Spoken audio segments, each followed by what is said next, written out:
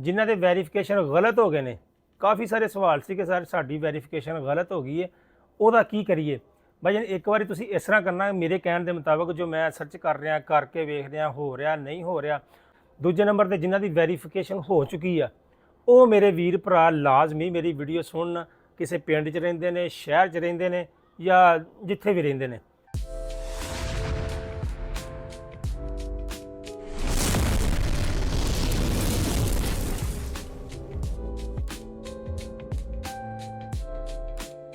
अस्सलाम वालेकुम जनाब, मैं तुहाडा वीर अपना लियाकत अली ते तुसीं देख रहे हो लियाकत फ्रेंड व्लॉग। मेरा यूट्यूब का चैनल तो जनाब फेसबुक पेज पर मेरी यह वीडियो होंदी है।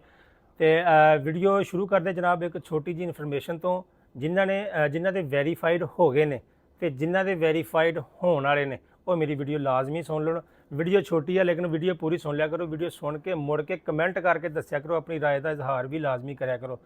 जिन्हां दे वैरीफिकेशन गलत हो गए ने, काफ़ी सारे सवाल से कि सर साड़ी वैरीफिकेशन गलत हो गई है, ਉਹਦਾ ਕੀ ਕਰੀਏ।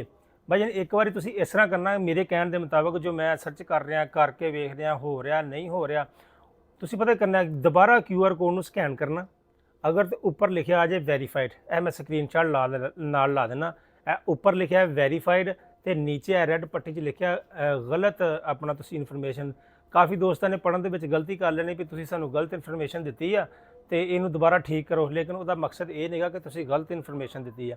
उसका मतलब यह है कि तुसी जिहड़ी उपर तुहाडी डिटेल आ वो अगर सही है तो ठीक आ, अगर वो तुहाडी डिटेल गलत आ तो नीचे दोबारा अपनी नवे सिर तो भर के ते नाल थोड़ी रीजन लिखो भी किस वजह तो ये तुहाडे कोल गलत डिटेल होई आ ते उहनूं करके ते उहनूं सबमिट कर देना दोबारा तुसी।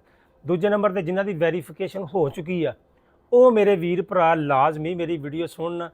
किसी पिंड 'ਚ रहिंदे ने, शहर 'ਚ रहिंदे ने, या जिथे भी रहिंदे ने। अल्लाह पाक तुहानूं खुश रखे। कोशिश मेरे भरा तुहाडे कि मैं हत्थ जोड़ के मिन्नत करदा तुहाडी भी, यार किसे कई ऐसे गरीब भरा ने जिंदा जिहड़े सफैद पोश ने उन्होंने पता ही नहीं कि यार QR कोड हुंदा की आ।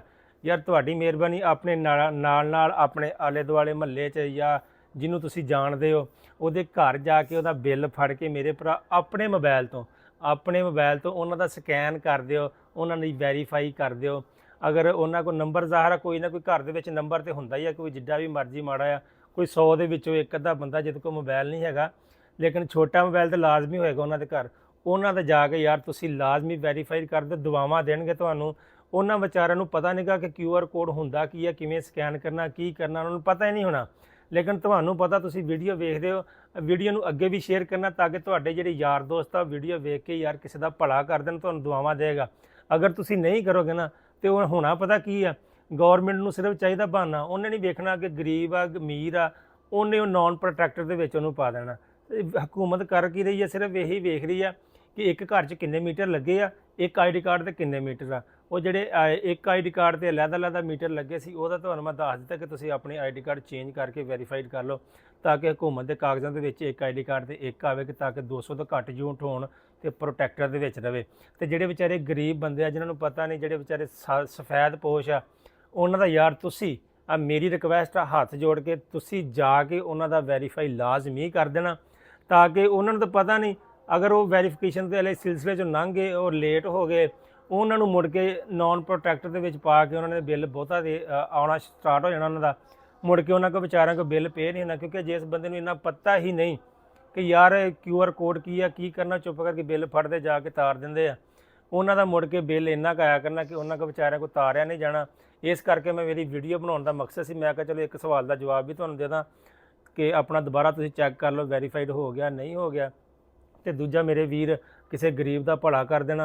तो बाकी तुसी मैनू कमेंट दे विच लाजमी दसना कि हुण तुसी, मैं अक्सर व्लॉगिंग अपनी बनाउंदा हुंदा सीगा ते हुण मैं वीडियो स्टार्ट कीतियां सी कि तुसी अपनी राय का इजहार करना, मेरे भरावां ने, मेरे वीरां ने, तो कि मैं किहड़ी किस टाइप दी वीडियो बनाया करा जिहड़ी तुहानूं पसंद आउण। तुसी वेखो ते सपोर्ट करो। असीं भी सपोर्ट दा करके इत्थे बैठे आ, तुहाडी सपोर्ट दे नाल ही असीं अग्गे जाना जनाब।